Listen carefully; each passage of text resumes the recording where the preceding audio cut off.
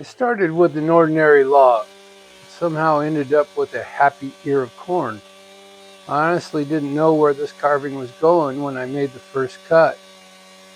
Sometimes the wood tells you what it wants to become. This time, apparently it wanted to be corn. This is a piece of yellow pine, and it doesn't have too many curves or knots in it. And not every carving starts with the perfect plan. I don't sketch much. I usually stare at the log until something starts looking back at me. I thought this corn should have a good, happy expression. I mean, have you ever seen a grumpy ear of corn? This is always my favorite part. And there comes a point where it stops looking like a log and starts looking like somebody. I start worrying about adjusting the expression, moving the eyebrows, the nose shape. Does it need a nose on a corn cob? The smile, the personality, it all comes into play. Being very careful with my dime tip, I always remind myself it's easier to remove the wood later than it is to glue it back on. I'm working a little here on the leaf. I wanted to give it a couple of little tips off to the side with a little movement, kind of beveled outward a little bit, and I wanted it to frame the face just right.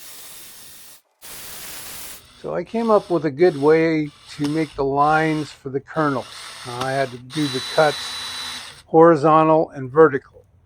So you just take a screw, put the screw in, take a string and attach it to the screw and use that as your ruler as you space out your kernel lines. Here you see my bonehead had made a mistake. You see, I was so excited about doing the screw trick to make the vertical lines and get the sawing, I forgot to do the horizontal lines.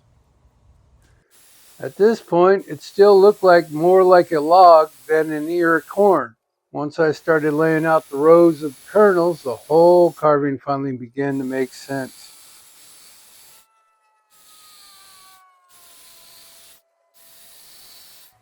I'm using the cut-saw flame burr to round off the kernels on the corn. And you may be thinking, why corn? I've carved bears, wood spirits, raccoons, but sometimes it's fun to carve something that simply makes people smile.